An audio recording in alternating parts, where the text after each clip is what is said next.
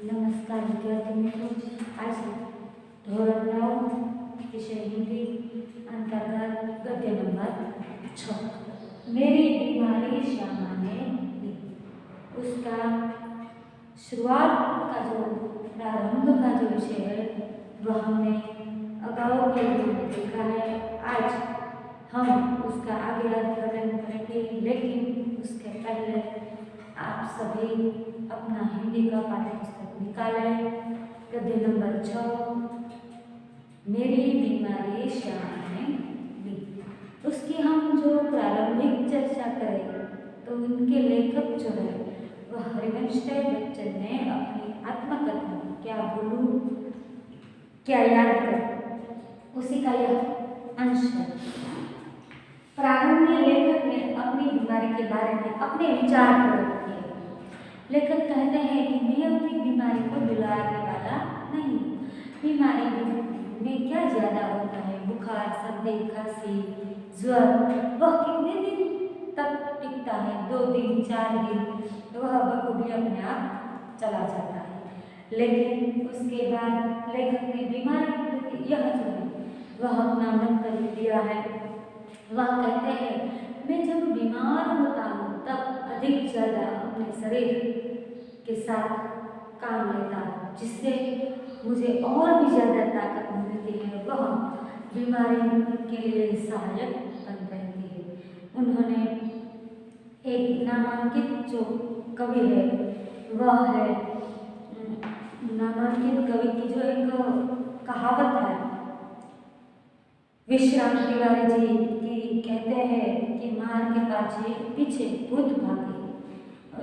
इस कहानी के अंतर्गत लेखक ने अपने प्रयोग के द्वारा सिद्ध किया है कि काम के पीछे बुखार भागे। इतना ज़्यादा काम वह अपने शरीर से लेते थे जब वह बीमार होते थे। यह मंतव्य उन्होंने दिखाया है।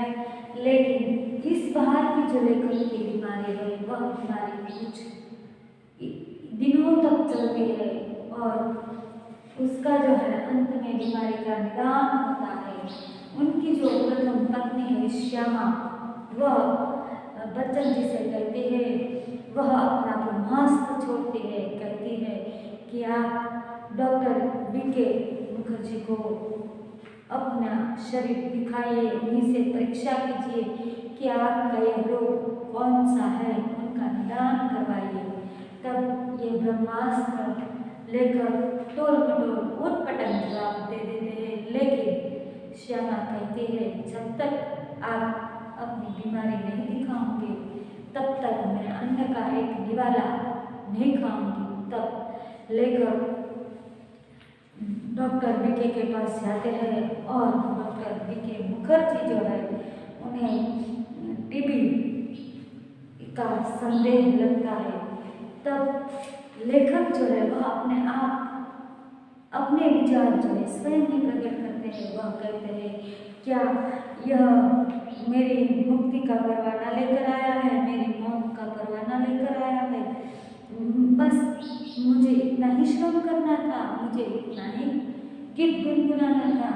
यह सब जो है वह कवि कहते हैं, लेखक कहते हैं मैंने स्वयं ही अपनी भविष्यवाणी कर दी है। यह सबसे मर्मवेदी प्रश्न था, क्या श्यामा के भाग्य में वेदवंश ही लिखा था? लेखक बड़े चिंतित होते हैं, क्या मेरी पत्नी वेदव्य यानी कि विधवा होकर ही रहेगी? यहीं तक हमने देखा था। अब आगे देखते हैं।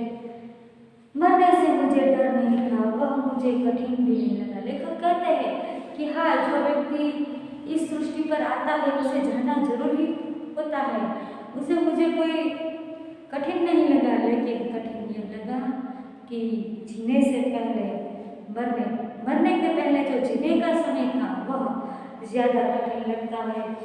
पूरे आराम के अर्थ हो गए, ट्यूशन छोड़ दूँ, स्कूल से छुट्टी ले लूँ, ज़्यादा लोग तो बगैर तनख्वाह के लोग लेने को तैयार हो।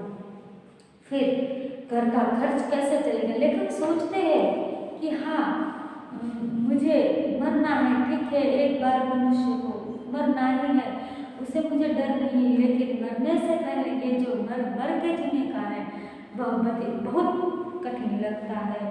कहते हैं कि हाँ, पूरे आराम का अर्थ क्या होगा।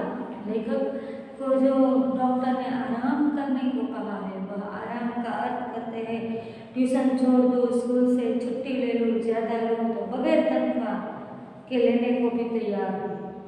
फिर घर का खर्च कैसे चलेगा। लेखक को यह चिंता है कि मेरा घर कैसे चलेगा।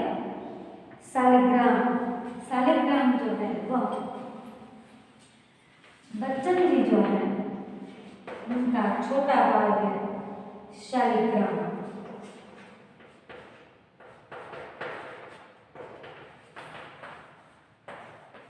छोटा भाई जो है वही अपना भाई, छोटा भाई जो है वह भी कहीं नौकरी कर रहा है। इसीलिए लेखक कहते हैं शालिग्राम जो है वह अपनी तनख्वाह से केवल पर घर चला नहीं सकता। कल उनकी बदली हो सकती है, तब वह पैसे भी घर भेजने की स्थिति में न होगी। भाई जो है शालिग्राम वह नौकरी कर रहा है, वह अपने इसी तनख्वाह में से अपना घर नहीं चला सकता है और अब जब उनकी बदली होगी तो वह घर खर्च में अपना एक पैसा भी नहीं दे सकता। और मेरी यह महंगी दवाई कहाँ से आएगी। किताबों से आमदनी अनियमित और अनिश्चित है। लेखक जो है वह अपनी किताब लिखकर बिक्री करते थे, उसकी आमदनी भी अनिश्चित है, सुनिश्चित नहीं है। कर्ज भी अदा करने का काम नहीं, उसके सिर पर कर्ज का भी बोझ है, वो भी हल्का करने का है। श्यामा ने मेरी बीमारी सुनी तो वह घाम उठी, वह तुरंत संभल गई, दृढ़ भी हो गई। श्यामा जो है उसे जब पता चला कि मेरे पति को यह क्षय की बीमारी हुई है तो वह कांप उठी, लेकिन बाद में वह अपने आप संभल गई, दृढ़ भी हो गई। जैसे उसने पल भर में अनुभव कर लिया कि उसका काम ना मैं सहन न कर सकूंगा। इस खबर से मेरे माता पिता जो है उनको तो लकवा सा मार गया। लकवा से यानी वह स्तब्ध हो गए, निरुत्तर हो गए। पिताजी धैर्यवान व्यक्ति थे, उन्होंने मुझसे कहा घबराओ नहीं, हम घर बेचकर तुम्हारा इलाज करेंगे। पिताजी जो है वह धैर्यवान है, वह अपने पुत्र को कहते हैं कि आप घबराओ नहीं, हम तुम्हारा इलाज इस घर को बेचकर करेंगे। शालिग्राम असमर्थता की एक साहस लेकर रहे और जो शालिग्राम है छोटा भाई है वह भी असमर्थ है, वैसे ही असमर्थता का उच्छ्वास लेकर रह गया। मैंने कुछ दिनों के लिए ट्यूशन और स्कूल से छुट्टी ले ली। लेखक क्या कहते हैं कि थोड़े दिनों के लिए मैंने अपने स्कूल और ट्यूशन से छुट्टी ले ली। किताबों की बिक्री से कुछ रुपये पड़े थे, उनमें से मैंने दवाई मंगवा ली। चारपाई पर लेट गया, श्यामा की सेवा साकार हो गई। और वह जब बीमार होते थे कभी भी खाट पर नहीं लेटे थे, आज उन्हें चारपाई पर लेटना पड़ा। और उनकी जो पत्नी थी श्यामा, उसकी सेवा जो है वह साकार हो गई। डॉक्टर ने निश्चिंत होकर आराम के लिए कहा था। जब बहुत कुछ करने को रहता था, चिंता के लिए समय ही कहा था। अब जब लेखक हरिवंश राय बच्चन जो है वह अपने निजी कार्यों में, धन कमाने में इतने व्यस्त थे, तब उन्हें चिंता करने का कोई समय प्राप्त नहीं होता था। लेकिन अब जब उन्होंने स्कूल छोड़ दी है, ट्यूशन से छुट्टी ले ली है, तब चिंता ही चिंता करने को थी। विशेष चिंता भी मुझे सिर पर चढ़े कर्ज की थी। क्या कहते हैं, सबसे ज़्यादा चिंता उसको अपने सिर पर बचे कर्ज की थी, किताबों की भी कर्ज की थी। मेरा इलाज हो या ना हो, पर कर्ज की किस्तें जानी ही चाहिए। क्या कहते हैं, मेरा इलाज हो या ना हो, लेकिन मेरे सर पर जो कर्ज है उसकी जो किस्तें यानी ब्याज जो आता है, जो हफ्ते आते हैं, वो जाने ही चाहे उसकी नियमित उदायगी के साथ मेरी साख जुड़ी। वह लेखक नियमित रूप से वह कर्ज के रुपये देते थे, मेरी साख थी जुड़ी है। अब से जाना मेरे मरने से पहले मेरी मौत होगी। क्या कहते हैं कि उसका जाना मेरे मरने से पहले ही मेरी मौत होगी, कि उसका वक्त पर नहीं जाना, वह मेरे मरने से पहले ही मेरी मौत है। श्यामा के लिए मैं अब पारदर्शी दर्पण यानी कि आईना था। उसने पूछा, किस बात से चिंतित हो? चिंता ही खाती रहेगी तो दवा क्या लाभ पहुंचाएगी? श्यामा जो है वह कहती है कि अब निश्चिंत रहो, क्या चिंता है तुम्हें, मुझे बताओ। ऐसे ही चिंतित रहोगे तो ये जो दवाई है उसका कुछ लाभ होने वाला नहीं है। मैंने कहा, ट्रैक्ट सोसाइटी के मुझ पर 400 कर्ज है, तकरीबन 100 अन्य मित्रों के। उसने जो उत्तर दिया उससे लेकर चौंक पड़े और सहसा घूर कर देखने लगे, जैसे श्यामा को एक बार फिर से पहचानने की जरूरत हो। श्यामा ने लेखक से प्रश्न पूछा था कि आप चिंतित क्यों हो? तब लेखक ने कहा कि मुझे इस बात की चिंता है। तब श्यामा ने जो उत्तर दिया है वो उत्तर से लेखक सहम से गए, चौंक से गए, एकदम अपनी जगह से उठकर घूरकर उसे देखने लगे कि मुझे श्यामा से एक बार फिर से पहचानना पड़ेगा। उसने कहा, कर्ज तो मैं तुम्हारे मरने के बाद भी उतार दूंगी, तुम उसकी क्यों चिंता छोड़ दो, उसकी चिंता छोड़ दो। क्या कहती है श्यामा? कहती है, कर्ज तो मैं तुम्हारे मरने के बाद भी उतार दूंगी, उसकी चिंता तुम छोड़ दो। मैं सोचने लगा, श्यामा ने वज्र ही अपनी छाती पर रख कर ये बात कहा।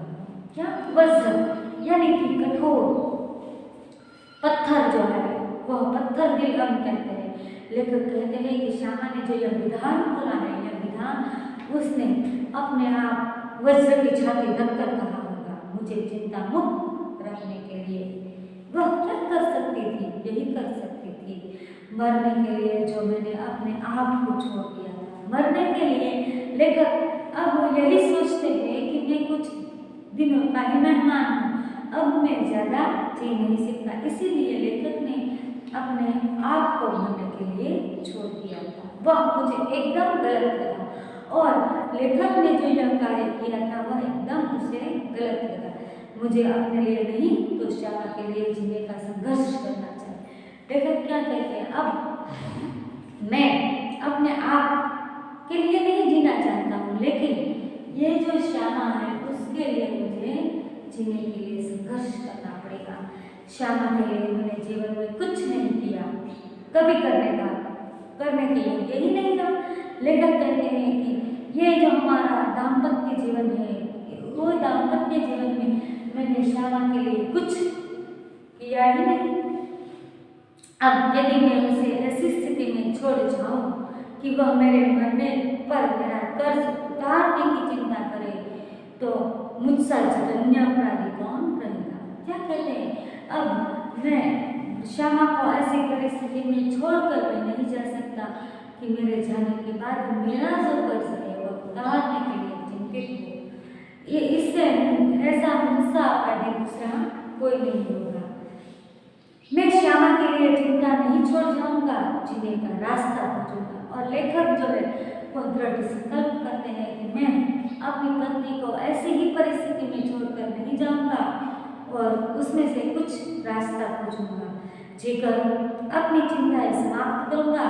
एक रात, जैसे मेरे कान में किसी ने कहा, एक रास्ता अब भी बचा है। क्या कहते हैं, लेखक जो है अपने मन से जो निर्बल हो गए थे, बनने को तैयार थे, उसी पत्नी का एक ही विधान उसे जीने का संघर्ष करने की चुनौती देता है और कहता है, मेरे लिए नहीं तो कोई बात नहीं, लेकिन श्यामा के लिए मुझे जीना पड़ेगा और मैं ये जो अपनी सभी चिंताएं वो समाप्त करूँगा। तब किसी रात कोई व्यक्ति लेखक के कान में आकर कहता है कि अब भी एक रास्ता बचा है।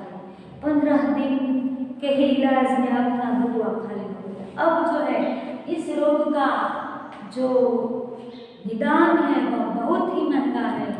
15 दिन तक जब लेखक ने इलाज किया तो उनका जो बटुआ था वह खाली हो गया। मैं कदापि नहीं चाहता था कि पिताजी घर को हाथ लगाए। लेखक यह सोचते हैं कि मैं कभी नहीं चाहता था कि मेरे पिताजी यह घर जो है वह बेचकर मेरा इलाज करें। अपनी वृद्धावस्था में शांति से बैठने को चाहे उनको भूखे नंगे ही बैठना पड़े, उन्होंने एक शरण स्थल बनाया।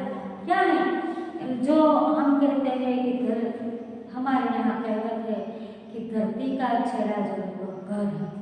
हम कितने भी बाहर घूमे, कितने ही बाहर फिरे, हमें बहुत अच्छा लगता है, लेकिन जब अपने घर पर आते हैं तो हम ठंडक के जो सांस लेते हैं वह सांस है वो हमारा शरण स्थल है। किसी भी अवस्था में हम रहे, लेखक कहते हैं कि अब हमारी जब वृद्धावस्था होगी, मेरे माता पिता की जब वृद्धावस्था होगी, तो उनका यह शरण स्थान है, उसे मैं बेचना नहीं चाहता। मैं उन्हें वंचित करने का कारण नहीं बनना चाहता। वो जो शरण स्थल है वो उनके पास ही रहना चाहिए। उन्होंने उस शरण स्थल से वंचित करने के लिए मैं कारणरूप नहीं बनना चाहता। पर यह भी नियत का व्यंग्य था कि मेरे पिता माता पिता दोनों में से किसी को अपनी छत के नीचे अपनी अंतिम श्वास छोड़ने का योग नहीं बना था। लेखक कहता है कि हमारी जिंदगी का भी यह एक व्यंग्य है कि मेरे माता पिता दोनों में से किसी ने इस शरण स्थान में अंतिम श्वास छोड़ने का योग प्राप्त नहीं हुआ। न जाने राम कहाँ लागे माटी। कहते हैं ना कि जहाँ राम चाहे वहीं हम माटी खा सकते हैं, पर उस समय में कैसे जानता। लेकिन ये वह जो समय था, उसी समय में यही नहीं जानता था कि मेरे माता पिता अपनी अंतिम अवस्था के श्वास, अपने अंतिम श्वास छोड़ने के लिए यह शरण स्थल पर नहीं रहेंगे। और एक दिन मुझे वह रास्ता दिखाई दिया जिस पर अपने बल पर चलकर मैं अपनी चिंताएं समाप्त कर सकता था। और एक दिन ऐसा आया जब लेखक को एक नया रास्ता दिखाई देता है। वह रास्ता क्या है? तो वह कहते हैं, किसी के लिए, विशेषकर श्यामा के लिए मैं कोई चिंता छोड़ना नहीं चाहता। इस संकल्प ने मुझे दृष्टि दी और बल भी दिया, और उसी का जो संकल्प था, उसी संकल्प ने मुझे नई दृष्टि और नया बल दिया।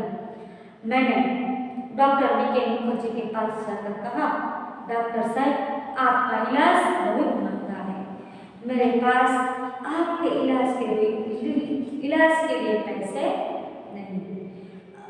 और 3 डॉट रखकर डॉक्टर बीच में बोलते हैं, इससे पूर्व मैं कुछ कहूँ या पूछूं। उन्होंने बदनाम धूमपान स्वभाव से, उनका स्वभाव दिखा था। उन्होंने कहा, पैसे नहीं तो जाओ। क्या कहा? बीके मुखर्जी ने सीधा ही, अब आके लेखक कुछ कहे, कुछ पूछे उसके पहले ही डॉक्टर ने कहा, तो जाओ मरो, पैसे नहीं है तो मरो। मुझे जीवन में जुनून से ही बल मिलता है। क्या होता है, जब जब हम गिरते हैं तभी हमें आगे जाने की ताकत मिलती है। वह एक काव्य है नहीं, चिट्ठी है जो 100 बार फिसलती है, लेकिन आगे आकर वही पहाड़ पर पहुंचती है। तो ऐसे ऐसे जब घटनाएं लेखक बच्चन जी के जीवन में घटती है, तभी यही चुनौती से उसे नया बल प्राप्त होता है। वे यदि मुझे 100 बरस जीने का आशीर्वाद भी दे दे, तो शायद जीने के लिए संघर्ष करने का मुझ में इतना न बल आता जितना मैंने उनके जाओ और शब्द से समझे। क्या कहते हैं कि डॉक्टर जो है बीके मुखर्जी, जो शायद यही आशीर्वाद देते कि जाओ 100 बरस जियो, उन्हीं से मुझे इतनी बल, इतना ताकत नहीं प्राप्त होता जितना उनकी ये जो विधान है, जाओ करो, उन्हीं शब्दों से उन्होंने संचित किया है। लड़कपन में मेरे पड़ोसी बाबू मुक्ता प्रसाद जो है, उनके जो पड़ोसी मुक्ता बाबू, वे जो है वो कहते हैं कि लड़कपन में मेरे पड़ोसी बाबू मुक्ता प्रसाद ने लुई कुने के पानी के इलाज से मुझे परिचित कराया था। उनको पड़ोसी को कोई बीमारी होगी और उन्होंने उनका जो इलाज था लुई कुने के पानी उन्होंने परिचित कराया था। मेरी बीमारी के लिए ठंडे पानी के टब में बैठकर 6 बार लेने का विधान था। एलोपैथी में क्षय के रोगी को दूध, घी, मक्खन, अंडा अधिक से अधिक दिया जाता है। एलोपैथी यानी जो अंग्रेजी दवा आजकल हम लेते हैं उसकी बात एलोपैथी है। उसमें क्या है कि ये जो क्षय रोगी है उन्हें दूध, घी, मक्खन, अंडा अधिक से अधिक दिया जाता है। कुने के इलाज में चिकना मना क्या है और कुने का जो इलाज लेखक करते हैं वह उसमें कुने के इलाज में चिकना मना था। सिर्फ कच्ची सब्जियां, फल, भीगे चने, गेहूं आदि पर रहना था। ये जो उपचार है, उपचार में कच्ची सब्जियां खाने अधिक, फल अधिक खाए, भिगोए हुए चने, गेहूं आदि पर ही रहना था। न दवा पर कुछ खर्च, न खुराक पर कुछ खर्च। क्या कहते हैं लेकिन ये जो मैं इलाज करूँगा कुने का जो है लुई कुने का, तो उसमें न दवाई का कुछ खर्च आएगा और नहीं खुराक का कुछ खर्च। यही इलाज तो मेरी स्थिति के अनुकूल था और यही लेखक की जो परिस्थिति थी, लेखक के पास जो पैसे नहीं थे, उन्हीं के समय यह इलाज ठीक था, अनुकूल था और कामकाज साधारण किए जाता था। मैंने बीके मुखर्जी का नुस्खा काट डाला और कुने के अनुसार सिर्फ बात का प्रारंभ कर दिया। और लेखक कहते हैं कि बीके मुखर्जी का जो इलाज था वो मुझे महंगा पड़ रहा था, इसीलिए मैंने उसका जो नुस्खा था वह फाड़ डाला और मैं बीके लुई कुने के अनुसार अपना उपचार करने लगा। उन्होंने 6 बार प्रारंभ कर दिया, तदनुसार खुराक आदि रखी, स्कूल भी जाने लगा और धीरे धीरे यह उपचार करने के बाद लेखक साधारण से हो गए। वह स्कूल भी जाने लगे, केवल रात वाली जो ट्यूशन थी वही उन्होंने छोड़ दी। उनका मुआवजा एक तरह से किताबों की बिक्री से मिल जाता था और ये जो इलाज है उनका जो मुआवजा है, जो पैमाना है, वह लेखक जो है वह बिक्री करते थे, अपने पुस्तक की उन्हीं से मिल जाता था। श्यामा ने मेरा विरोध न किया। श्यामा ने यह उपचार करने में मेरे कोई विरोध नहीं किया। वह जीवन भर में जिस रास्ते पर चलना उसी ने स्वस्थ पंथा कहा कि स्वस्थ यानी मंगलकारी, कल्याणकारी। श्यामा जो है उन्होंने कोई आवाज लेखक के सामने नहीं उठाई, लेकिन लेखक जो रास्ते पर चलते थे वही रास्ते पर स्वस्तिक पंथा कहकर श्यामा भी उसके पीछे पीछे चली। मेरी स्नान चिकित्सा के सफन में भी वह प्रतिदिन अपनी सेवा सहयोग देती रही और जो ये उपचार कर रही थी उसी उपचार में श्यामा भी प्रतिदिन अपनी सेवा, अपना सहयोग देती रही। सबसे अधिक अपने इच्छा बल से उसे मुझे अपने रास्ते पर न ठहरने दिया। क्या कहते हैं लेखक? श्यामा जो है उन्हें इतना इच्छा बल लेखक ने प्रकट कर दिया, मुझे उसने कभी ठहरने नहीं दिया, पीछे फिरने नहीं दिया। राह पकड़ को एक चला चल पा जाएगा मधुशाला। उनकी जो काव्य पंक्तियां है वह है कि राह पकड़ को एक चला चल पा जाएगा मधुशाला।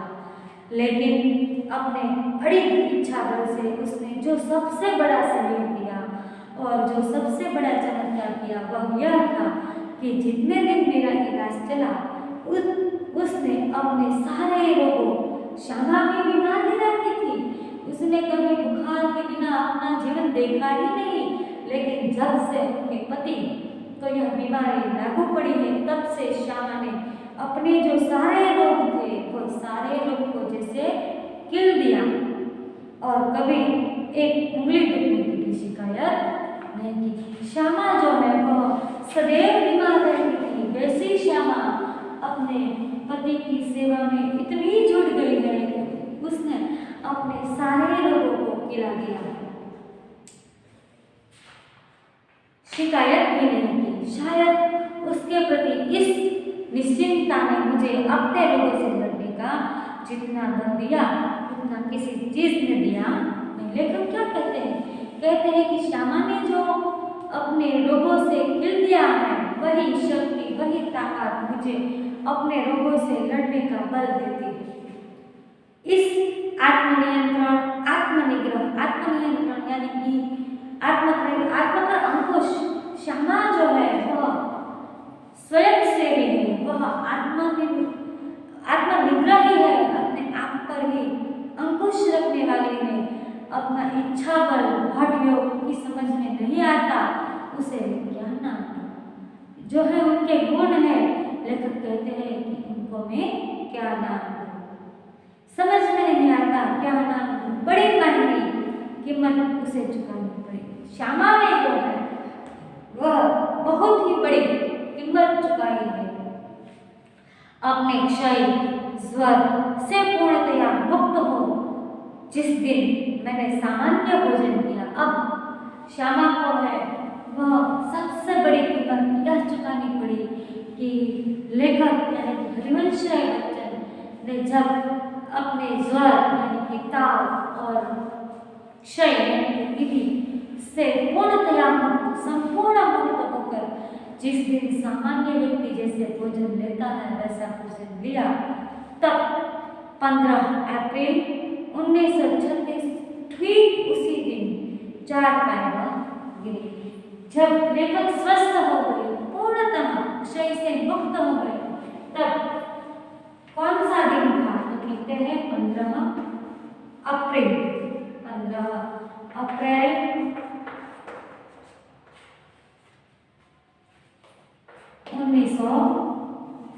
1936 के दिन उनकी जो पत्नी है श्यामा ठीक 4 पैर पर लेट गिरी और फिर न उठी।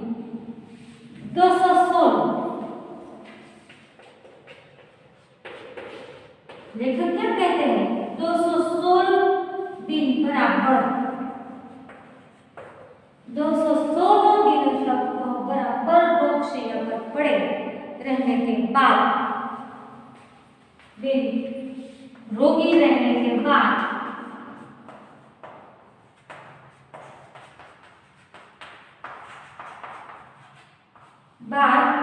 वह 17 नवंबर 1936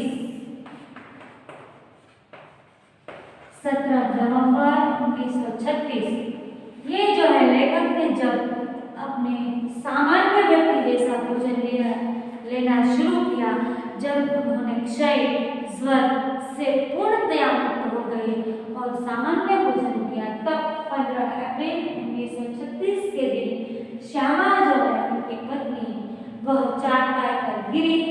दिन 4 पैर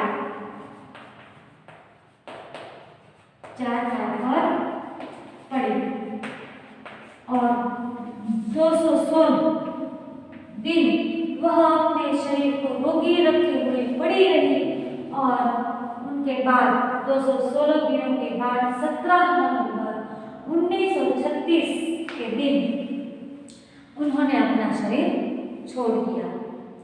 श्यामा के और अपने विवाहित जीवन के अंतिम 18 महीनों में मुझे और उसे दोनों मौत के साथ संघर्ष करना पड़ा।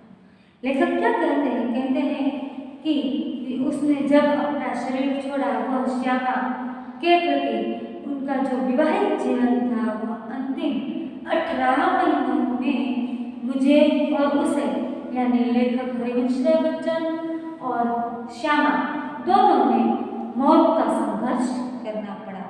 मेरे संघर्ष में श्यामा ने अपनी इतनी आंतरिक मंगल कामना दी, इतना सहयोग दिया, इतनी सेवा दी, इतने अपने आप को भी कभी न दी, इतना और अपनी ओर से वह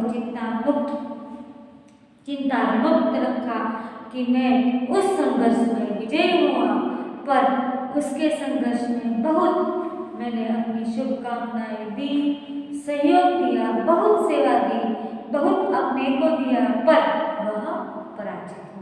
लेखक क्या कहते हैं, श्यामा ने मेरी ऐसी मांगलिक शुभकामनाएं की कि मैं उसमें विजय हुआ और मैंने श्यामा के प्रति ऐसी मंगल कामनाएं की, ऐसी शुभेच्छाएं दी, फिर भी वह पराजित हो गई। संभवतः एक मोर्चे की कमजोरी से वह मेरे विषय में मृत्यु की अंतिम सांस तक चिंता विमुक्त नहीं हो सकी। लेखक क्या कहते हैं कि संभवतः एक मोर्चे की कमजोरी, एक तरफ की कमजोरी से वह मेरे विषय में मृत्यु की अंतिम सांस तक वो चिंता से मुक्त नहीं हो। श्यामा जब तक जिंदगी जीती है तब तक चिंता युक्त जिंदगी जीती है। लेखक कहते हैं कि वह अंतिम सांस तक चिंता से मुक्त न हो सकी। श्यामा का ऐसा जीवन जो है, उनकी जो प्रथम पत्नी है, उनका यह जीवन लेखक हरिवंश राय बच्चन जो है उन्होंने बखूबी, लेखक कहते हैं कि मेरा जो क्षय रोग था, मेरा जो स्वर था, ज्वर था, वह श्यामा ने ले लिया। वह 216 दिन की रोगी अवस्था के बाद 17 नवंबर 1936 के दिन वह अपने प्राण शरीर छोड़ देते हैं, लेकिन वो मुझे जो है नया जीवन देकर जाते हैं। यह जो है लेखक हरिवंश राय बच्चन जी की आत्मकथा का अंश है। उन्होंने अपनी प्रथम पत्नी जो है श्यामा, उनका जो जीवन है बखूबी, उनकी जो जीवन की घटनाएं है, उसी युग का जो चरित्र चित्रण है अपने साथ लिखा है। उनकी भावुकता, उनकी संवेदनशीलता को बखूबी प्रकट किया है और अपने संस्मरण को आलेखा है। मैं यही चाहती हूँ कि आप इस आत्मकथा के अंश को समझ चुके होंगे। उसकी जो आत्मकथा है, उसकी प्रथम पत्नी और उनके छोटे भाई का उल्लेख किया है, रोग के प्रति जो सजागता है, जो उपचार है, उसकी बात की है। यहाँ समझे जाने और जो प्रश्न का उत्तर हम हैं वह कहते हैं कि इस गद्यांश में से सविस्तार उत्तर है कि लेखक को ऐसा क्यों लगा कि उन्हें श्यामा के लिए जीने का संघर्ष करना चाहिए। और दूसरा प्रश्न है कि बच्चन जी की पारिवारिक आर्थिक जो विपन्नता है उसके बारे में अपने विचार प्रकट कीजिए। ये दोनों प्रश्न आप अपने नोटबुक में लिखेंगे, समझेंगे और पढ़ेंगे। अस्तु।